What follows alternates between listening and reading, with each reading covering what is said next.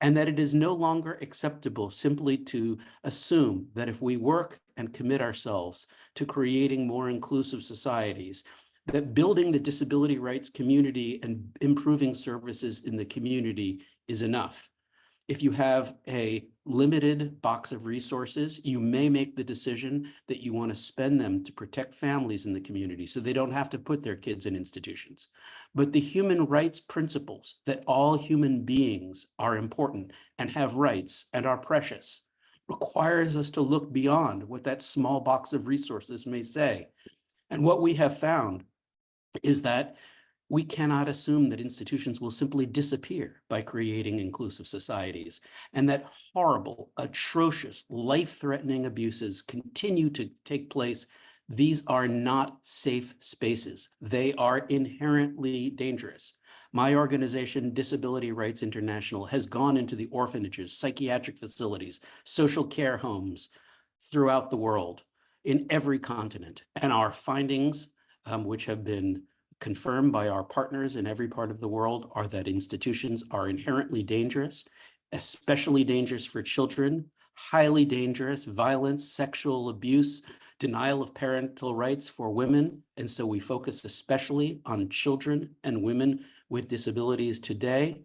But more important, we challenge the idea that one can simply assume that in a war, that in an emergency, that in working on development, those people in the institutions are safe while we work on the long-term prospect of inclusive societies. No, the UN guidelines adopted by the Disability Convention say, and perhaps the most important word in the UN guidelines is the word accelerate. When there's an emergency, it's not that you assume, let's put people in institutions and assume they'll be okay. You must accelerate efforts, reintegrate children with their families to ensure people are safe. Our experience derives from the global pandemic, where institutions were ground zero for the death that was brought, the isolation that was brought by the pandemic. My organization works in Ukraine. And while a war is going on, international aid goes to the community, goes to the soldiers, goes to the people fighting. And what is happening? Our reports have shown that the people in the institutions are abandoned. As the global community talks about creating a more inclusive society, they are resources. They are magnets for resources, excuse me. More money is being put into these institutions and they are being rebuilt as we talk about community integration. The UN guidelines on deinstitutionalization take a strong stand against rebuilding institutions. And more importantly, they draw on the lessons learned of the disability community that an institution is not just a big, old, crumbling facility, that nice, clean, new, small institutions are also institutions. Group homes are institutions. For children, any place that they are not with their family, with emotionally committed caregivers, they are at high risk of violence, sexual violence, abuse, exploitation, that these institutions create increased impairments and disability. So when we speak about institutions, we talk about institutions large and small. And we're now going to learn from our amazing panelists about what are the obligations under international law and what in concrete ways can we do to protect people. We have an amazing panel, and to save time and ensure that they have time to talk, the introductions and bios are going to be in the chat at the bottom of the screen. We have representatives of the UN Committee on the Rights of Persons with Disabilities, a former member of the Committee on the Rights of the Child, a current member of the UN CEDAW, Committee on the Rights of Women, who was also a member of the CRBD committee. So we have the best of the international law and policy representatives. And we also will hear from victims of abuse, people who grew up in institutions. And it is important that the UN guidelines don't simply say, close the doors of institutions and dump people on the streets. We will hear from an abuse survivor from Mexico about what it meant when they opened the doors after they found abuse. People need support to reintegrate into the community. Indeed, they have a right to reparations from the abuses and torture they've experienced. And all too often, countries simply wash their hands. They say, sorry, there was abuse. We're opening the doors. And the UN guidelines on deinstitutionalization provide valuable insight and direction as to what should be done, both to provide reparations and provide the support that anyone needs to reintegrate into the community after years of segregation. We'll hear from Kenya, from Millinois, who's worked with the International Red Cross on women with disabilities. We'll hear from Anastasia from Ukraine, who I'm proud to say is on the board of our affiliate in Ukraine of people with disabilities and families working to end institutionalization, to protect families and children with disabilities in institutions. So without further ado, let's plunge into these. We've got time for discussion at the end, very limited time. Put your questions in the bottom. We'll do our best to get to them. We hope this is the beginning of an important dialogue and a greater recognition of this valuable instrument, the UN guidelines on deinstitutionalization, our collective wisdom about how to protect people in institutions and ensure that they are provided the support needed to get them out of these dangerous places and into the community. Our first speaker today, Rosemary Kays, Vice Chair of the UN Committee on the Rights of Persons with Disabilities, due to the time change and lack of support, has sent recorded remarks. And so we will start by listening to her remarks and then continue with Ana Pelez from CEDAW Committee. Can we roll that?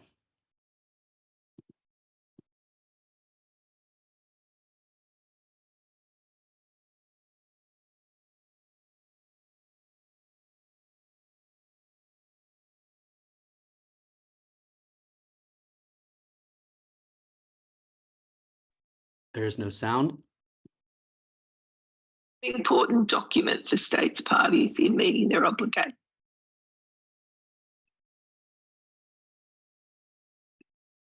Thank you for the opportunity to participate in this webinar. The guidelines on deinstitutionalisation, including in emergencies, is an important document for states parties in meeting their obligations under the Convention on the Rights of Persons with Disabilities, the CRPD. Segregation and the denial of autonomy are inherent to the nature of institutions. Institutions deny the autonomy to choose where and with whom to live, deny autonomy in daily decision-making, and isolate and segregate people with disabilities from the community.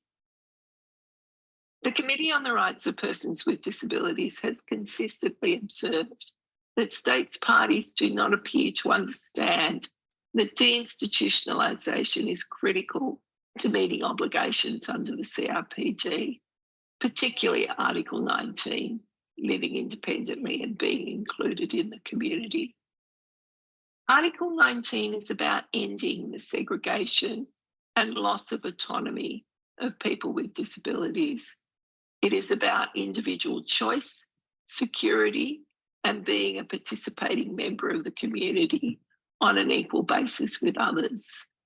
The segregation of people with disabilities through institutional residential arrangements of all kinds is a prima facie form of discrimination, which is prohibited under Article 5 of the CRPD and is a long established principle under international law.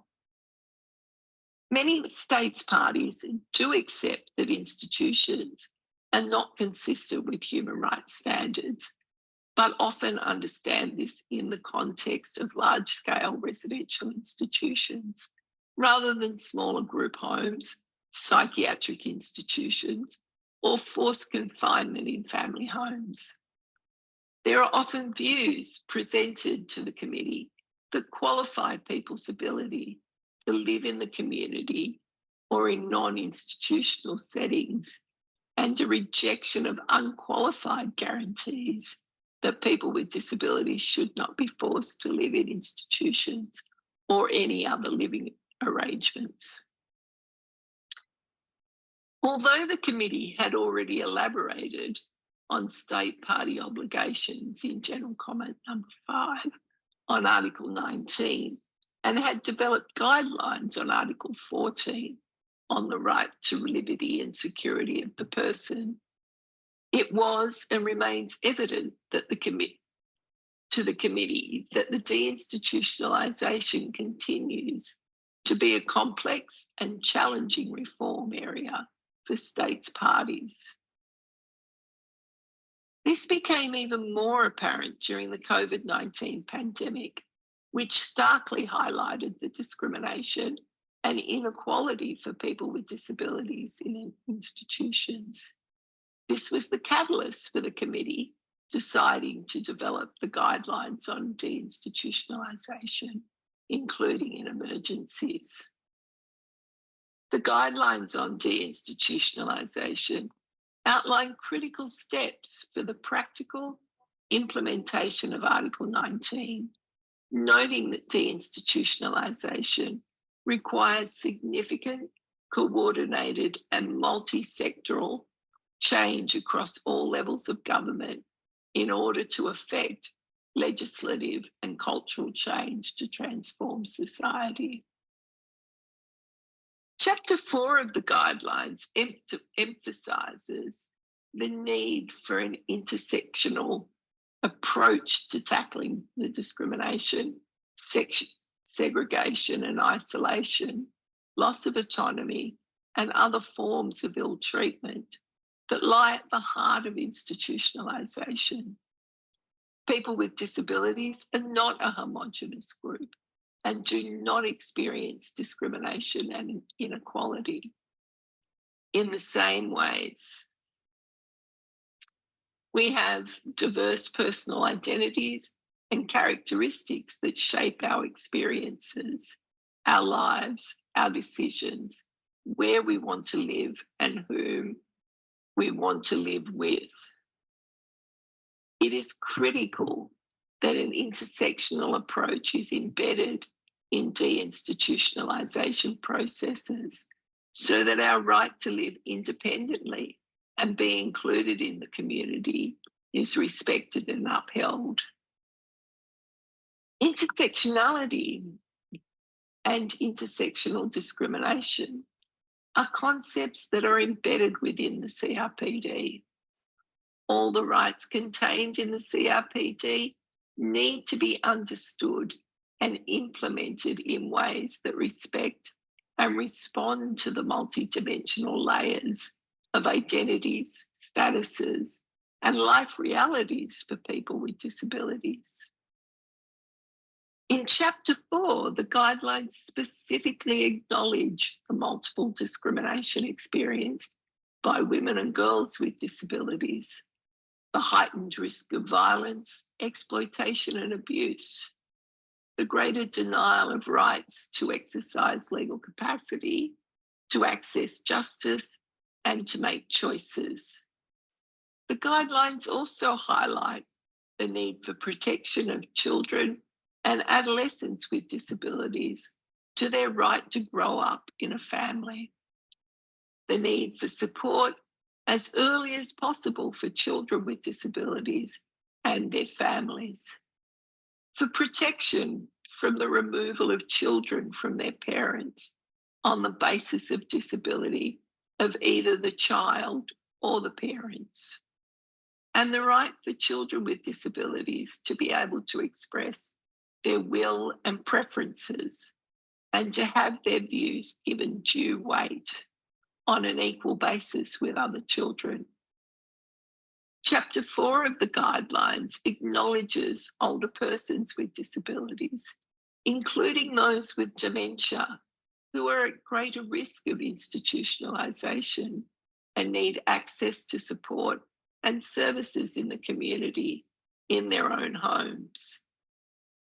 While the guidelines highlight women and girls with disabilities, children and adolescents with disabilities, and older persons with disabilities, the CRPD recognises intersectionality broadly.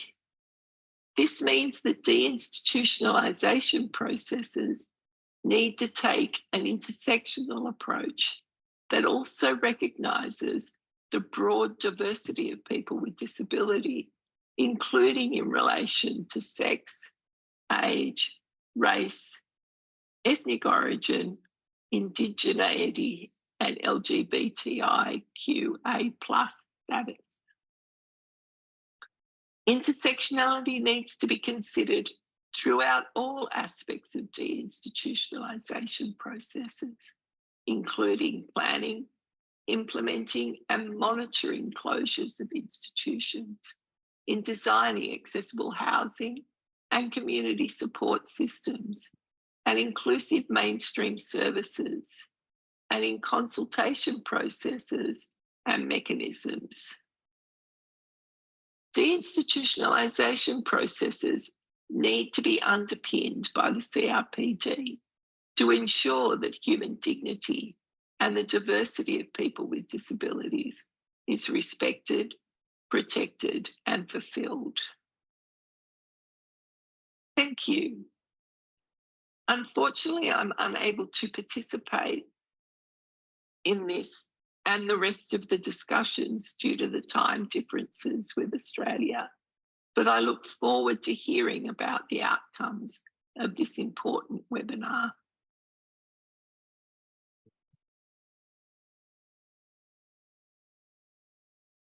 Thank you for that wonderful presentation. And Rosemary and the members of the CRPD committee are a great resource that we can always go back to. And speaking of great resources, I am so pleased now to introduce Ana Pelez from Spain, chair of the UN Committee on the Elimination of Discrimination Against Women. Ana? Hola, hello. Can you see me well? Yes, we can see you. Please proceed. Oh, thank you. Thank you very much. I would like to present my intervention in Spanish.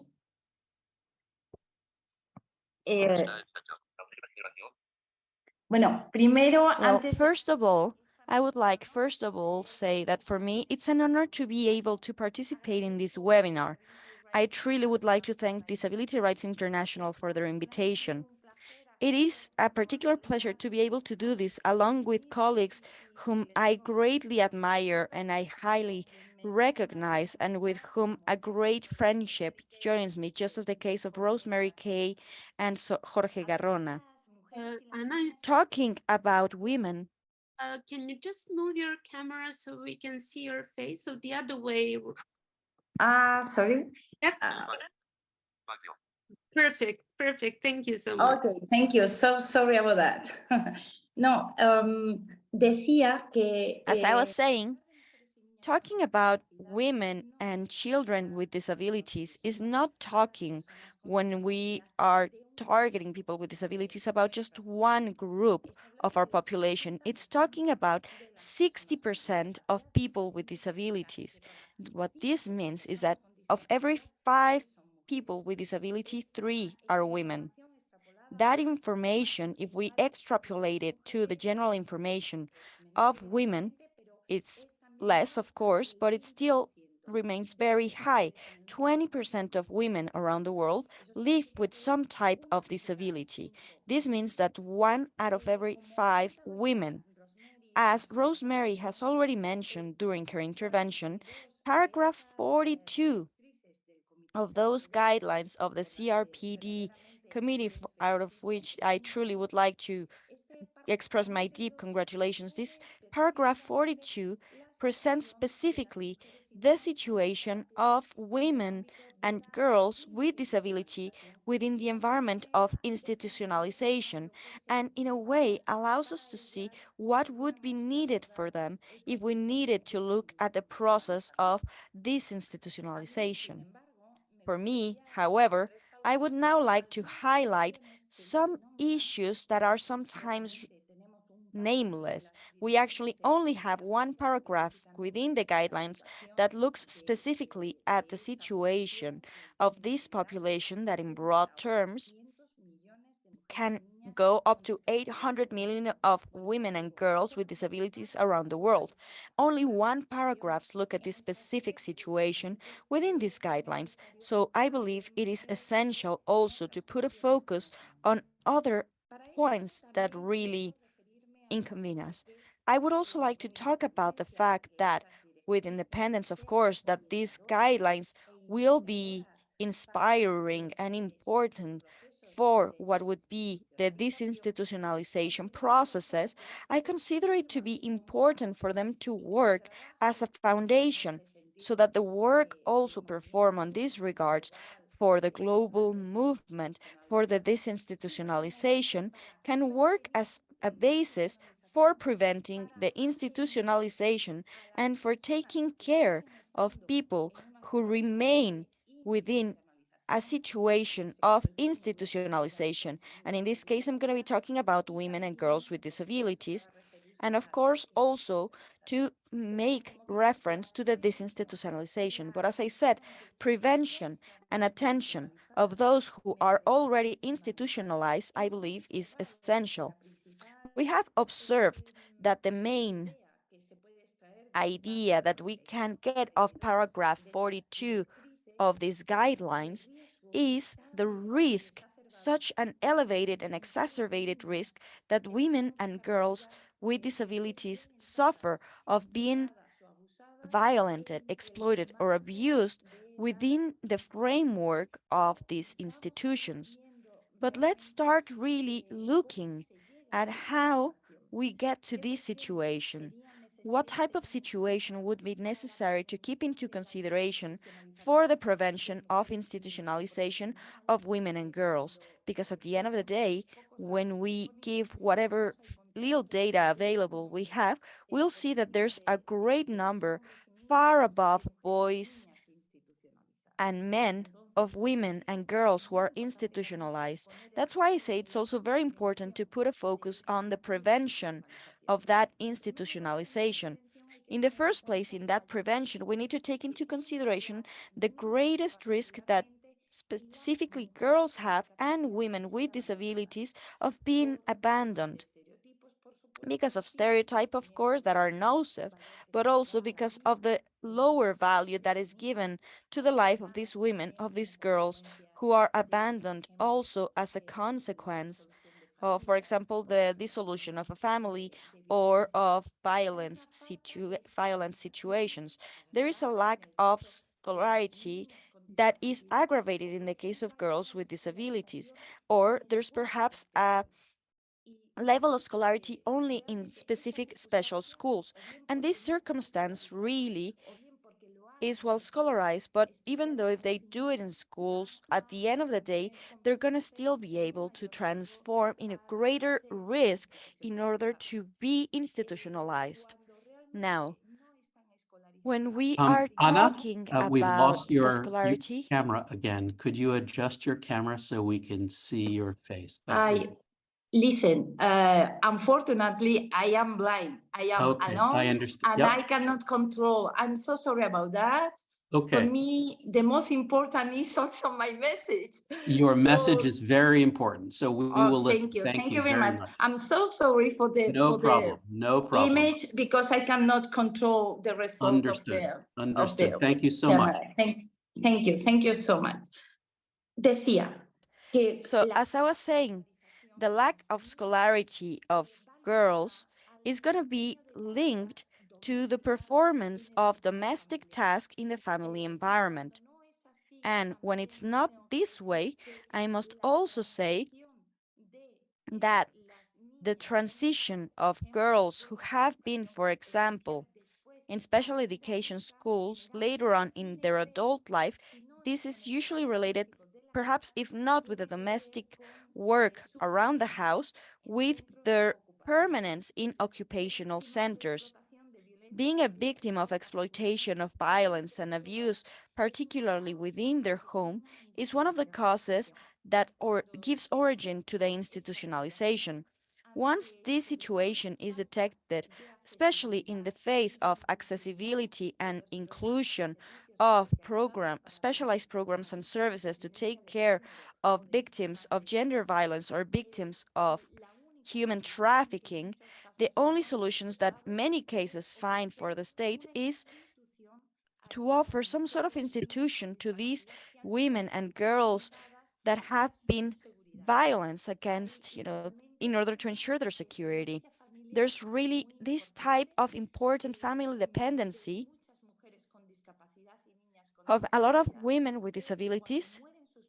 When their parents died, specifically their moms, are left on their own and left out of their own homes.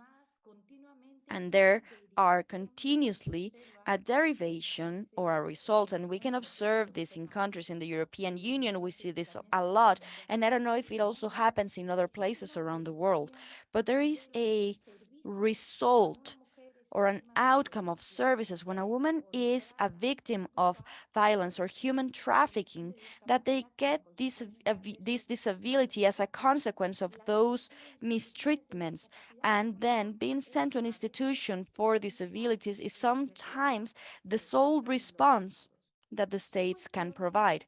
So what issues must we take into consideration throughout the institutionalization? Anna, could Well, you begin to wind up for here, us? Thank you. Just one more minute. Okay.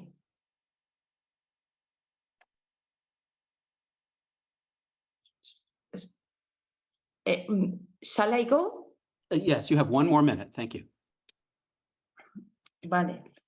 Bueno, no sé si me dará tiempo. all right, I don't know if I'm going to have time in 1 minute, but as I was saying, things to take into consideration during the institutionalization.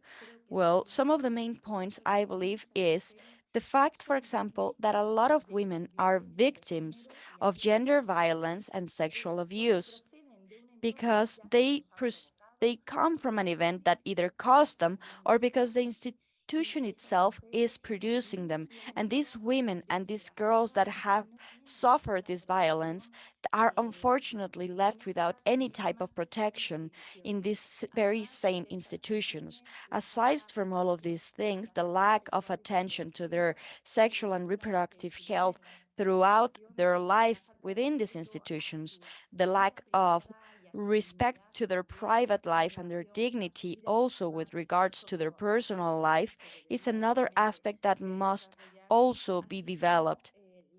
Thank you, Anna. Thank you. I'm very sorry to have to cut you off, but we appreciate your message and have learned a lot. And very glad to continue this discussion with you as a wonderful, wonderful resource in the area. Our next speaker is Jorge Cardona, a professor of international law and a former member of the UN Committee on the Rights of the Child, who has always been a great voice and ally of the disability community. Thank you, Jorge. Thank you. Good morning. Thank you for inviting me to participate in the event. I will be speaking in Spanish also. Mi intervención la voy a agrupar. My intervention, I'm going to be dividing it into 4 quick blocks. The first one is going to be facts. The second one is going to be the causes for those facts, the underlying facts or causes. And third, how to view this from the perspective of human rights. And fourth, what to do. The facts are very simple. There are so many thousands, so many tens and hundreds of thousands, girls and boys that are institutionalized. And amongst them, the proportion of boys and girls with disabilities is higher than the proportion of the general population. That's a fact. The guidelines, the excellent guidelines that have been approved by the Human Rights Council has no paragraph for girls and boys with disabilities. It only contains 9 paragraphs, and they point out, the importance and the severity of this. And the second point that I would like to touch upon is why. What are the underlying causes for this reality? Well, there are many different causes, but looking at the underlying causes within a benevolent, well-intentioned perspective, we could perhaps say that in the first place, the existence of an adult-centric stereotype based on a tutelage perspective that takes into consideration that children should be protected by creating a protection system consistent in creating institutions to provide roof and food to children who lack this family environment or whose environment is dangerous for any child. Having this stereotype that is adult-centric of tutelage will also evolve in something that's more regarding capabilities that says that the best way to protect a child with disabilities is to institutionalize him, her, in order for him, her to be with their peers and separated from all others. Now, if that's the benevolent perspective, then we could also have a malevolent perspective. And behind many of these so-called protection centers, we have companies, we have business that are looking for an economic profitability to their investments. Now, those causes and effects, how do they fit with the human rights model? The center of the human rights model for childhood in general, with and without any disabilities, get their support in a main principle, the principle of the best interest for the child. And what is this principle regarding these causes and effects tells us? The first thing it tells us is that children do not need any protection. Children don't need to be protected. What needs to be protected are their rights. And if their rights are being protected, then they are protected. Just like the Committee for Children's Rights has pointed out in paragraph 14, the general interest of the child is not what I or any other person might consider to be in the best interest of the child, but simply the respect of the grouping of his, her rights and their holistic development, meaning their physical, mental development, their spiritual and moral development, psychological and social development. That's this higher interest. And within this framework, all studies showcase that the best and natural environment for the plain and harmonious development of the capabilities and environment of a child is to grow within a family, surrounded by family, in an environment, as the Convention on the Rights of Children states, is surrounded by love, happiness, and understanding. And if this is necessary for any child, it's even more so for a child with disability. Or children need family support for their development. But a child with disabilities requires even more so of this support.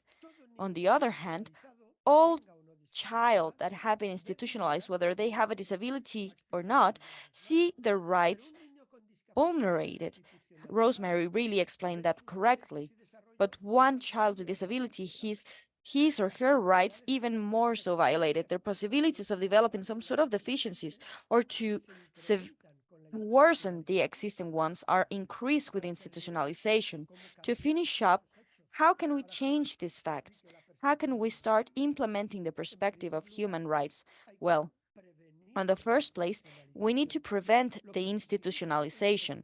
And this means specifically, and amongst other causes, in the first place, the need for supporting the biological family in order to avoid the separation. As it has been stated by the Committee of Children as well as the one of the Committee for People with Disabilities together, the disability or the poverty should never be a cause for separating a child from their family. They should be the cause for providing support, not for separating children from their own families. Second place, when it's not possible to avoid the separation or the family no longer exists, we must look for an alternative family, a second family or an alternative family whom we ought to provide the necessary support for them to execute these efforts. And it's always possible working also with a biological family in order to achieve the safe return of the child to their biological family. In the third place, accepting that all models of families are valid so long as they allow a good relation in a loving environment. It might be a straight family, a homosexual family, a monoparental family, or monomarental family, but a family trying at all cost to stop multiple types of harassment and forming those professionals who work with first childhood, particularly family judges and professionals within the protection system, in order for them to understand the importance of preventing this separation. And it's one thing to prevent, but second place, we need to disinstitutionalize. And how can we disinstitutionalize the great number of boys and girls who are institutionalized and girls and boys with disabilities? Well, in the first place, with individualized or customizable personalized plans, there are no two same child. There are no there's not just one childhood, not one childhood with disabilities, but there are several different types of different childhoods. This is where the need and the importance of this personalized plan. In second place, and don't worry, Eric, I'm about to be done. Look for the right family for every single child and not the right child for the family. This is why we need to start looking for that right family. On the third place, always listening to the child and take into consideration his or her opinion regarding their age and development by facilitating them with opportunities to state who and where to live. But this can never be done by the institution. Fourth, prioritizing boys and girls with any disability for the disinstitutionalization because they are the ones that are institutionalized the most. And lastly, as Rosemary explained so well, with an intersectional perspective, understanding the holistic perspective of every single child, boy or girl. This is something that the same standards that have been approved, the guidelines that have been approved lead us to, and we need to continue analyzing them and defining them. Thank you so much. Thank you very much, Jorge. You have squeezed an enormous amount of wisdom into very few words, and we are grateful for your message. Our next speaker, we're truly honored to hear from Eduardo Verduzco, who is a survivor of a terribly abusive institution in Mexico known as Mama Rosa, where after terrible abuses were exposed, unfortunately, many of the survivors were given little support by the state. This is another area where the UN guidelines need to be enforced, a support for safe transition to the community. But we hear directly now from the words of a truly heroic activist and survivor, Eduardo. Thank you.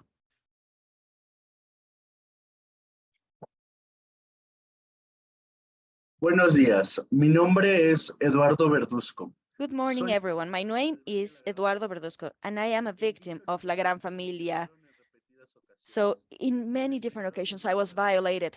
I was deprived of my freedom for 6 years. They stole my identity. They would give me food that was spoiled, and I was living in inhumane conditions. This orphanage was directed by Rosa del Carmen Verduzco, also known as Mama Rosa.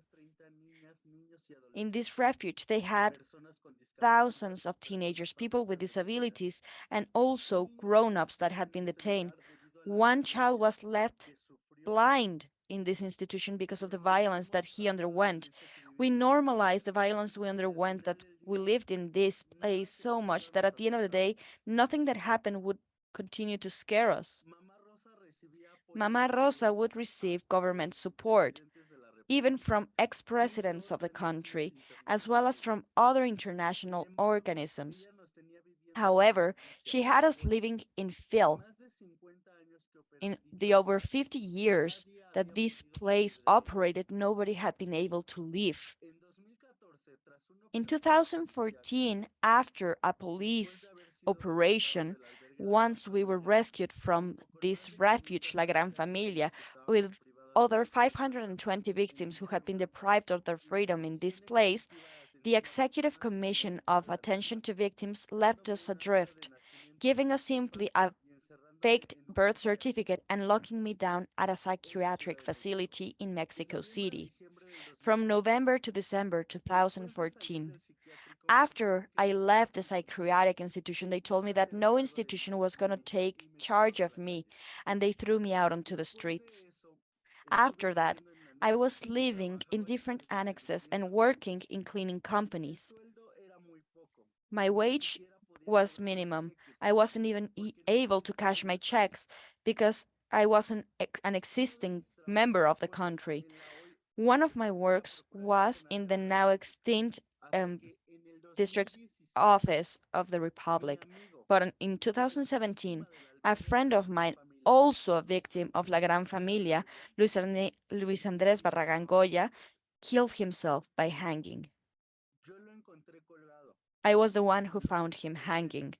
I unhanged him, and I tried to give him air, but it was too late. The personnel of the Executive Commission for Attention to Victims got there, and they told me that they had a place to put him to rest. That's where I realized that a general law for victims existed, and it said that victims were supposed to receive psychological support, medical support, help, and that we had the right to a holistic reparation for damages. Ever since 2017, with the help of a private lawyer's department, I was able to start looking for a just and dane reparation of damages and to fight for my colleagues and myself to be able to receive the support. So I would go and I would close institutions by simply standing there. And this was how, in 2019, the director of legal business of SEAP in that moment sent me to jail because I was looking for justice. I was able to leave this reclusory because there was really no crime to follow. Out of those who I know and people I met from La Gran Familia, at least 20 of them have killed themselves. This year will be 10 years since they closed this place. And the victims of La Gran Familia, we continue looking for a holistic repair of all of these damages without any further victimization, that the victims who unfortunately killed themselves over the past 10 years are not forgotten, and that those responsible for the damages are not left unpunished.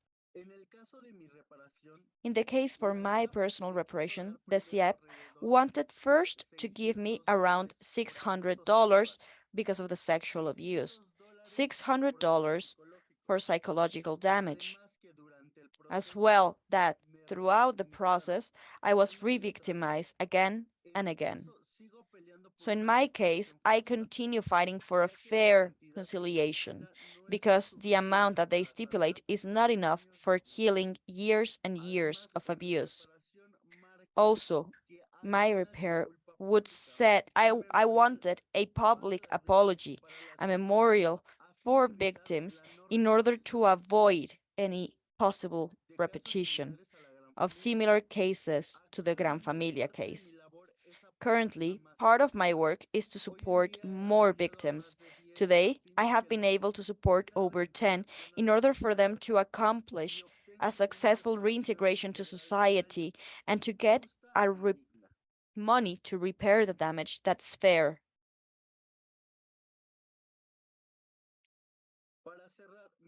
Yet to conclude, I would have liked this place to have never existed. Perhaps my life would have been different. Today, I have a better present. But the wounds, they're still there.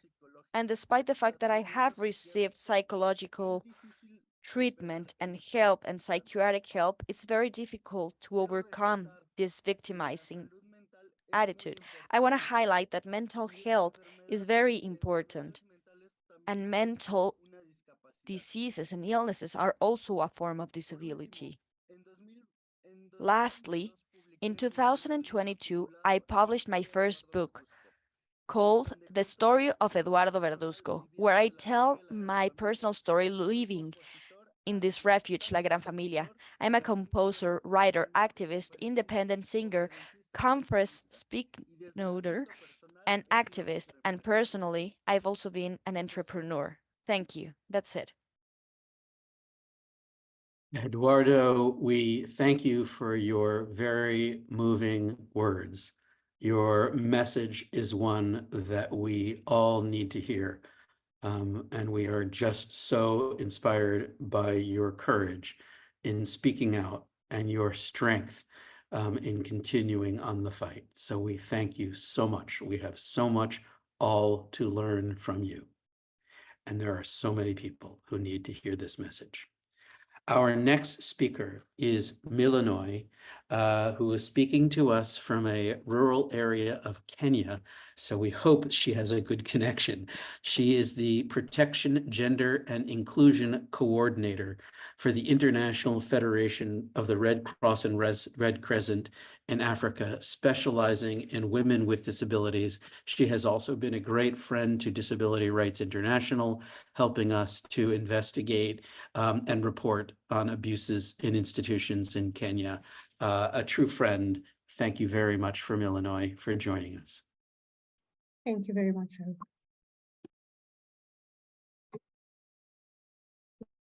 Thank you very much. My name is Milanoy Koyet. As mentioned, I work with the International Federation of the Red Cross, supporting Africa region. But at the same time, I've been working with Disability Rights International for a very long time, looking at investigations at the situation of children in institutions in Kenya, looking at adults in institutions in Kenya as well. And we have done a study with DRI on the same, and that is what I'll be speaking about today. So we have done a study as well, looking at where are the children with disabilities in institutions. And we went around various institutions in Kenya, and it was a sad state of affairs, realizing that there are very many children with disabilities locked up in institutions in Kenya, locked up in children's homes in Kenya. And the investigation reveals that there's a lot, they're living in very poor conditions. The staff do not have expertise even in handling children with disabilities. There's a lot of mistreatment of children with disabilities. We saw children with disability being made to sleep as early as 4 o'clock, and where they're sleeping is locked up with padlocks. So in case of an emergency, in case of a fire, they cannot leave. Children with disabilities as well are really being mistreated. And even in one of the investigations we were conducting, we could see that when we turned our backs, you'll hear children with disabilities crying because the staff were punishing them if they refused to eat. They're being tied down to be and forced to eat and swallow, and the likelihood of choking is very high as well.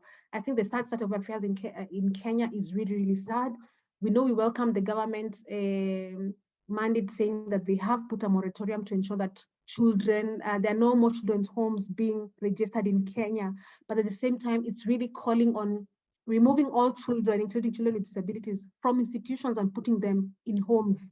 And that's why we really, really, really, really welcome and ensuring and really advocating for the government as well to ensure that the guidelines are really, really followed as well, focusing or even on chapter 4 as well on deinstitutionalization grounded in the dignity and diversity of persons with disabilities. I think it's very, very important to ensure that this happens. No child should live in an institution, whether they have a disability or not. And I think that's the call to action as well, because our findings show that there are children being locked up in institutions, yet they have families. So you can see that there's a lack of awareness in communities, there's a lack of community support, where there's need for creating awareness to understand the different forms of disabilities, to understand the right of everyone to live in the community as well. I think there's a lot that needs to be done in creating awareness, even for families as well. We did visit also, be able to investigate mental health institutions in Kenya, government institutions that call themselves mental hospitals. And it was terrifying to see adults, both women and men, who are brought to the institutions by family members. Even the doctors were saying that the family members will bring them, having tied them up in really inhumane ways, and forcing forced medication and forced institutionalization of adults and both men and women in this institution as well. It was sad to see the state of affairs where men and women with different disabilities were being locked up, given medication, and the medications had really bad side effects. Where we're getting reports that the medication used is not of very good quality. There are many lots and lots of side effects as well, which was really, really disheartening to see. And these adults as well, and women with disabilities being locked up in institutions have been there for years and years and years, with no one coming to take them out. So their families lock them up, and that's it. they're at the mercy of the institution, I think, which is a sad state of affairs, and it's something we're advocating for, really, really ensuring that the Convention of the Rights of Persons with Disabilities on Deinstitutionalization is really, really followed to the core, because then there are mechanisms to ensure that persons with disabilities can live in communities in dignity like anyone else. So I think it was really, really important to highlight this key issue in Kenya, and that the government needs to take action as well on that. Another sad reality as well is really just looking at the access to justice system in Kenya. Our constitution talks about Article 48, where everyone has a right to access to justice. But then we see really a gap in implementing this law, where persons with psychosocial and intellectual disabilities are being locked up for different forms of crime. They're really not accessing justice in any way. They're locked up in remand, where the cases take years and years to be heard, right? And the justification is the government is saying that they are waiting to do an assessment to see whether they're justified, or that they're able, or that they're fit to stand trial. 95% or more do not have legal representation. Some of them are locked up currently in remand, being given different forms of medication, being locked up in really inhumane conditions. I remember for a fact, we were there even with Eric looking at this institution, and I think it's really sad to see that some of them have been locked up there for over 10 years, just waiting to stand trial, never have been heard. Because they're still waiting to be assessed on whether they're fit to stand trial, which I think is a really sad state of affairs. Therefore, I think implementation of Chapter 4 is very, very critical in ensuring that we do not have children's homes that are locking up children with disabilities. We do not have hospitals, institutions that are locking up adults, women with disabilities in different institutions as well.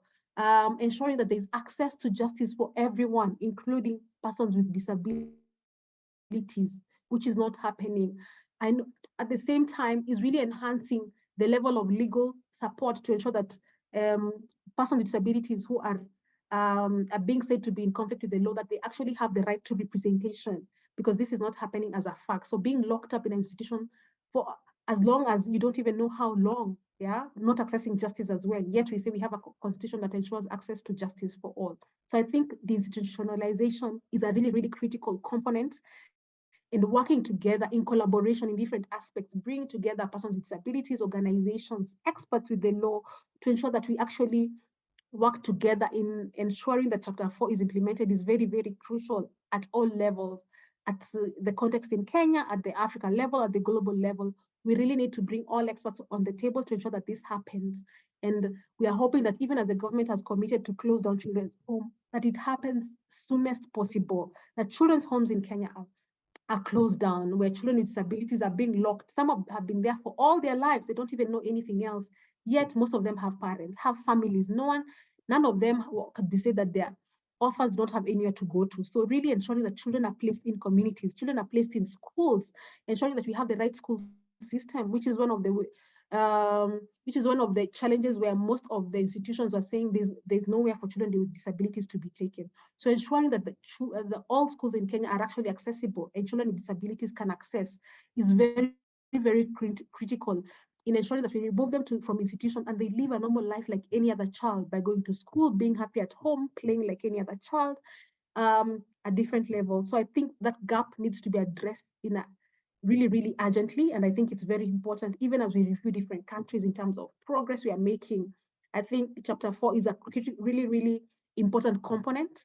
And you're really looking at the intersectionality as well aspect of Chapter 4 as well, on understanding that gender and disability is a huge aspect in this aspect as well. Speaking to women with disabilities, speaking to mothers of children with disabilities, there's a lot of misinformation out there where doctors are not supportive, even as mothers give birth to children with disabilities. They give birth to children with disabilities and the hospital will never tell them anything. They'd let them go, no support services, nothing, no information, which leads to mothers of children with disabilities going back to the community with lack of information. Most of them are feeling like they're being, they have no one to speak to, ending up being isolated and being at home with nothing, not knowing what said as well, that in churches and in schools, even in communities, is where they feel most discriminated against as well. So it's also creating awareness to ensure that communities actually understand what disability is all about, that We ensure that we work closely with government, with education actors, with these institutions to ensure that they actually close down completely. So I think coordination and collaboration is very, very important, and bring different experts to ensure that this does not continue to happen at all. Thank you. Thank you very much, Milanoy. Your perspective is invaluable, and your work on this, on women with disabilities, and all children with disabilities is so important. Our speaker from Ukraine unfortunately appears not to be here. We know there are connectivity problems and power outages in Ukraine. And so much as it is essential to hear from the perspective of people in war, I regret we're just going to have to move to our next speaker. We're running a little late anyway. We will now hear from Kat Byrne, the lead humanitarian advisor to what I believe is the largest international children's humanitarian relief organization in the world, Save the Children. So her practical experience and the reach of her organization is so valuable, and we are truly pleased to have Kat join this discussion today. Thank you, Kat. Hello, everybody. It's really my pleasure to be with you today. And as mentioned, I'm going to speak about some of the challenges and opportunities we have in operationalizing the guidelines within our child protection programming in emergencies. And I'll speak to you based on the past 18 months I've spent working with children in Poland who were evacuated from institutional care centres in Ukraine, and also our current work on the Gaza response.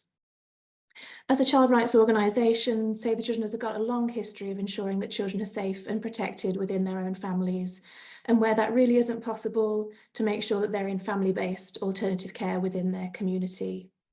Small group homes are not a substitute for a family, and transitions to smaller group homes really don't equate to deinstitutionalisation. At Save the Children, we support children in institutional care, but we don't support the institution itself. And whilst they are in institutional care, we advocate strongly and support their transitions to family-based care.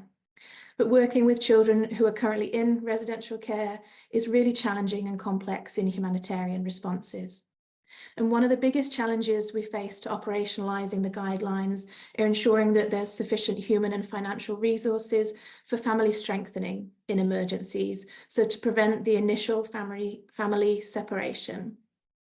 And as we know, states parties have an obligation to support families in their diversity to avoid that separation and promote care within the family and the community.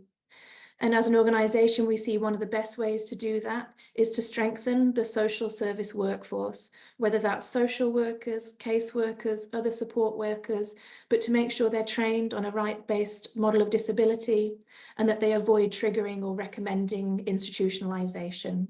And they also play a vital role in supporting children to transition back into family-based care placements. I think we all know on this call the impact of institutional care on children's short-term and long-term outcomes, and that's really well documented in practice and in the research. But I'd like to emphasise that what we've seen in the Ukraine response is similar to what was seen towards the end of the Soviet era.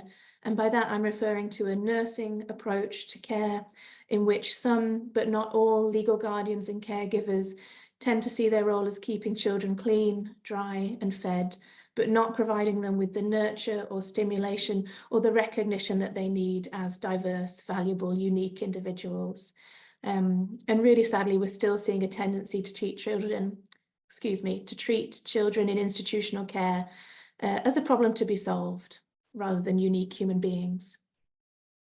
We're noticing that that approach is also creating new and exacerbating existing medical conditions and impairments that could have been managed with the child and their family with relatively little support, such as speech impediments becoming non-verbal children and withdrawn children becoming unable to communicate. And on this issue of this kind of nursing approach, there is a need for national and regional behaviour change strategies. And within Save the Children, we're advocating strongly for behaviour change strategies and action planning to be an integral part of the deinstitutionalisation agenda in Ukraine and elsewhere. There's also a really strong need to ensure that advocacy and campaigns emphasise the unique intersectional characteristics of care experienced children with disabilities to counter those harmful narratives.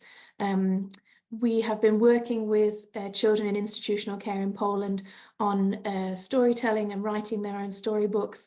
So we'll find a way with Dragana and Eric to share the stories when the children's books are finished, but really to amplify their voices and experiences of being in institutional care in their displacement into Poland.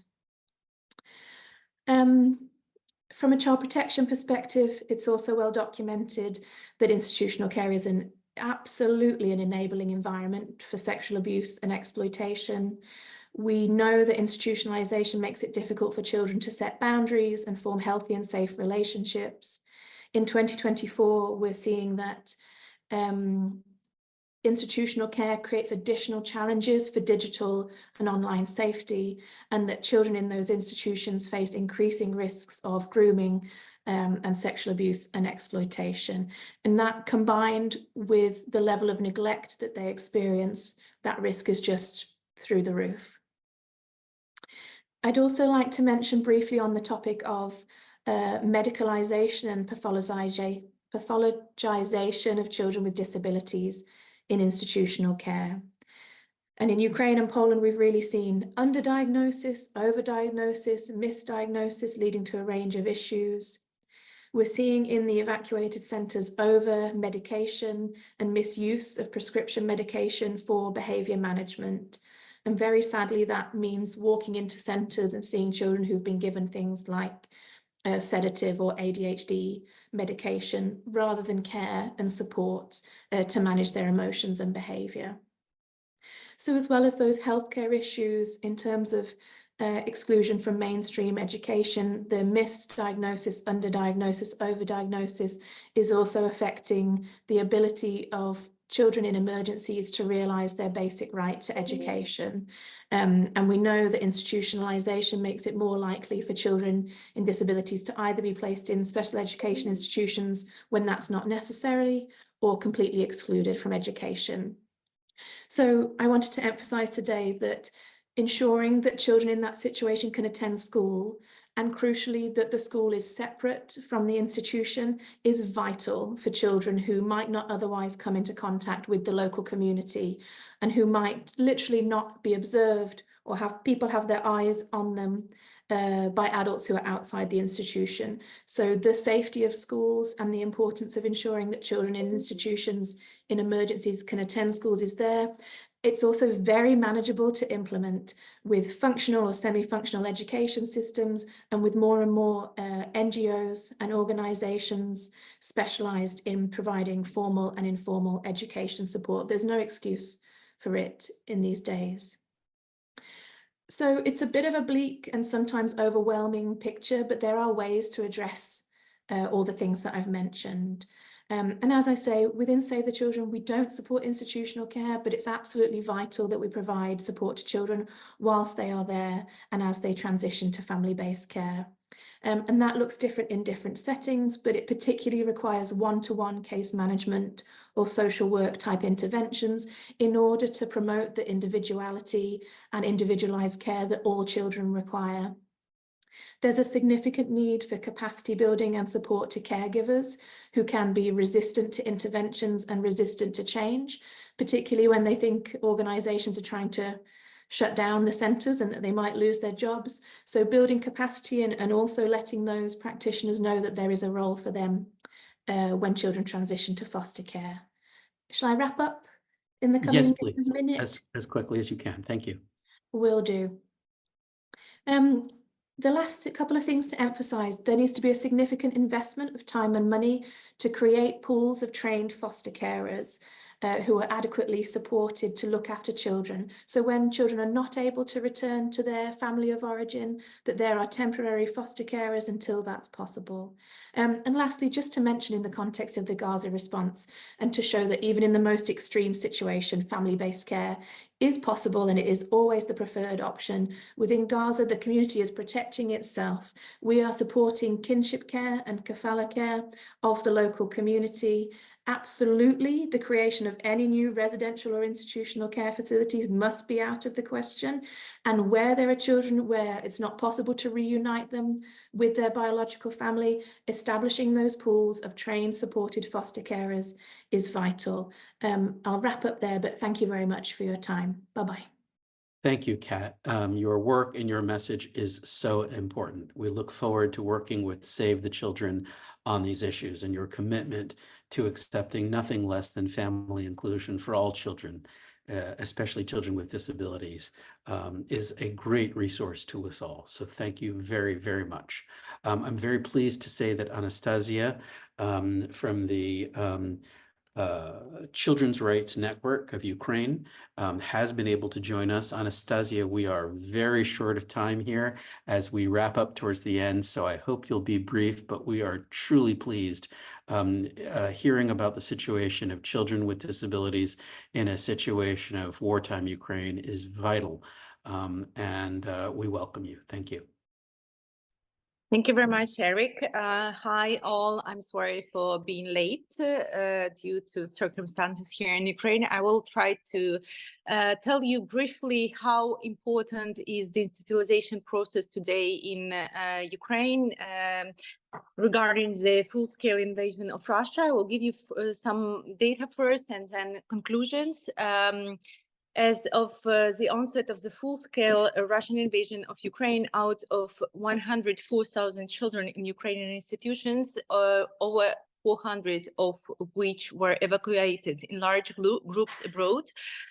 We have data that many children with disabilities were not evacuated at all, and even mixed institutional care facilities where children with disabilities being residing with children without disabilities. There are some cases when only children without disabilities being evacuated.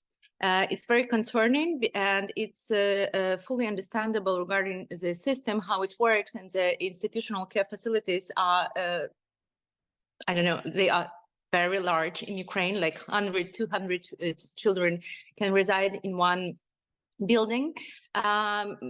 Workers of those facilities simply didn't have any possibilities to evacuate them, like transportation, special evacuational routes, etc.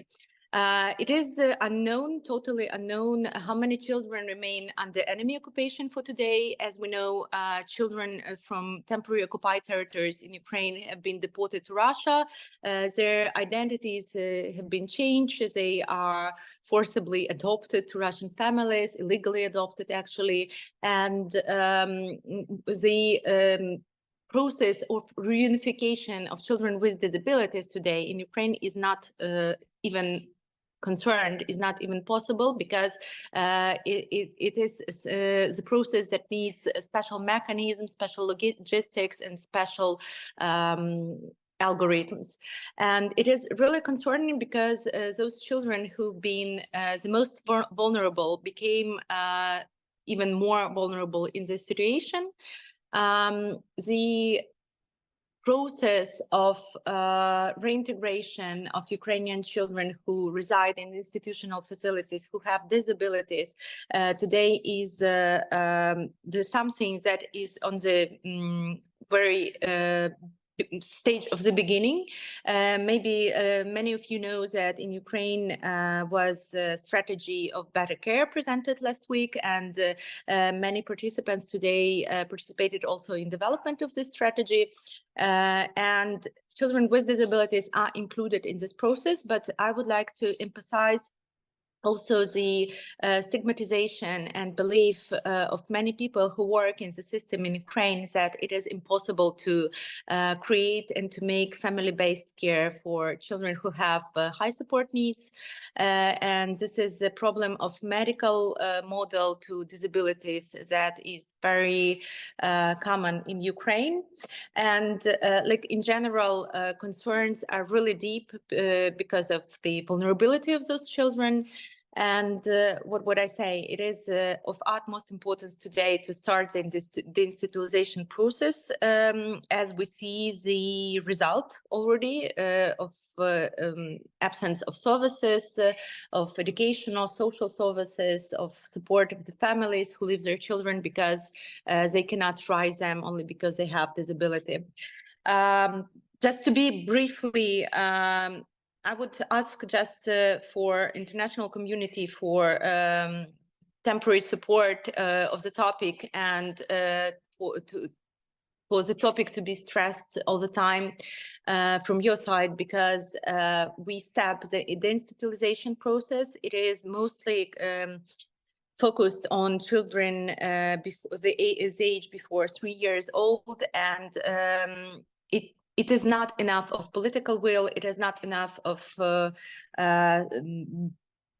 ready-built system to provide the deinstitutionalization for children with disabilities, and it is very needed from international community to make it possible for us. And this moment of deportation, we all in Ukrainian Child Rights Network, we always emphasize that deportation itself became possible because of unexecuted deinstitutionalization reform in Ukraine, because most of children who've been deported, they've been deported because they lived and reside in institutional care facilities because their families left them there, not because they didn't have parents, because they resided, it was orphanages, they had parents, most of them, they have, just because the system is built like that, that it is much more comfortable for Ukrainians who have some challenges in their life to grow, to raise their children in institutions. Thank you. I'm sorry if it was a bit messy, but I was trying to be brief. Well, we thank you very, very much. We know how hard it is to work under conditions of wartime. You are very brave, and we stand by you and are so in awe of the fact that you can keep your focus on your families and on disability rights in a very, very hard time like this. But it is a reminder of why these UN guidelines on deinstitutionalization are so important and so relevant in a time of war like you are experiencing in Ukraine. So we hope to keep up our communication, and you have all of our support. We are now end of the formal presentations, and of course running way too late. I'm going to now turn back to my colleague Dragana. We're using something of a poll to learn more from the perspectives of our audience. Dragana, can you explain how this poll will work? Yes, of course. Thank you very much, Eric. So you will see on your screen, the question will pop up automatically. Of course, you're free to answer or not. Polls will end in certain amount of time, and some answers will be visible. We're trying not to take too much of your time, but this feedback is really valuable so we can plan next webinars in this series. So please provide responses to the best of your ability and knowledge. So without further ado, I will start with our first poll, and I will read the question aloud. So the first question is, are the relevant state departments in your country aware of the guidelines on deinstitutionalization? If yes, have they collaborated with any civil society organizations to increase awareness around the guidelines? This is an open answer question, so you can type in your answer if you are aware whether there are efforts on behalf of your government to implement the guidelines. The poll will be open for another 30 seconds. I see that it takes some time. I'm aware that it takes some time to type your answers.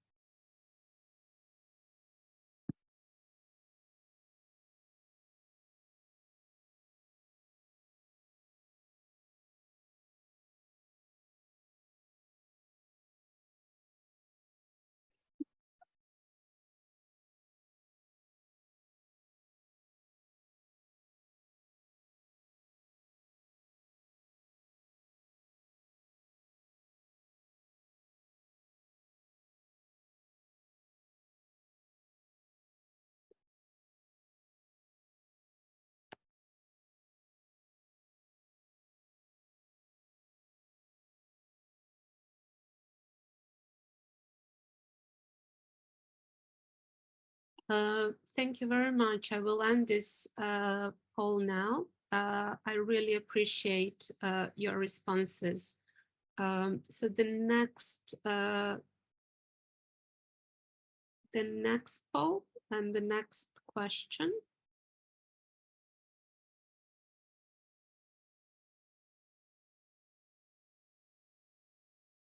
is, to what extent were you aware of the content of Chapter 4 of the guidelines, the institutionalization grounded in the dignity and diversity of persons with disabilities, prior to this webinar? So the options are very aware, somewhat aware, not aware at all, and I don't know.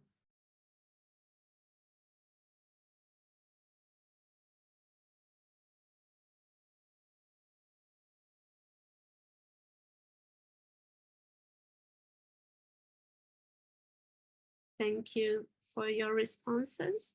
I'm just trying not to take too much of our time, and I will launch the next poll. The next question: to what extent do you find the Chapter 4 of the guidelines easy to understand? Very easy to understand, somewhat easy to understand, not easy to understand at all, and I don't know.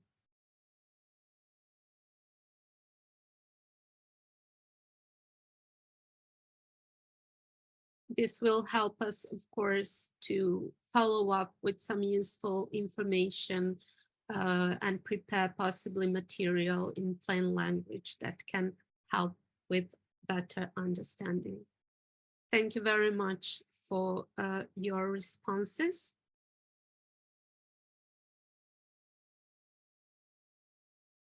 The next question is, to what extent is Chapter 4 relevant for your work? And the answers are very relevant, somewhat relevant, not relevant at all, and I don't know.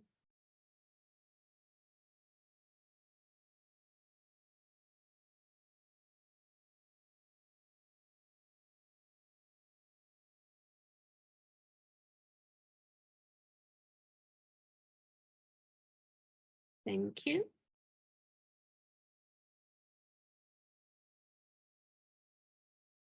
There is one question that you can, it's an open question, is which high-risk groups are you working with in case that you're working with children, women, or other high-risk groups? We just wanted to hear and to see who our audience is.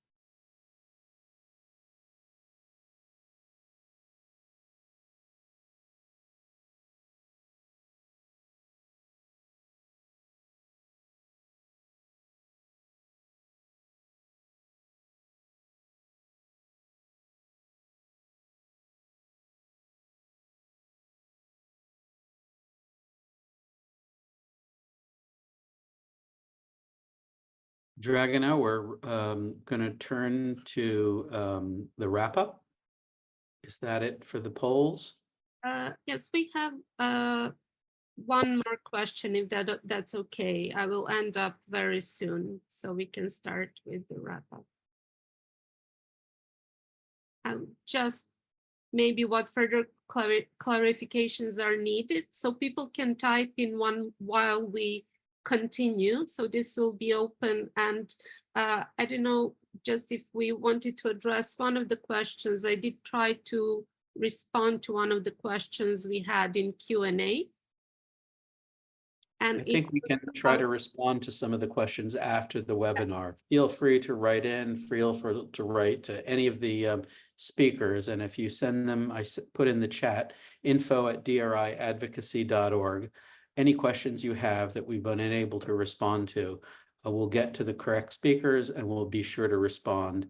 It seems that we've kind of run out of time here, but really appreciate everything we've heard from a wide variety of panelists.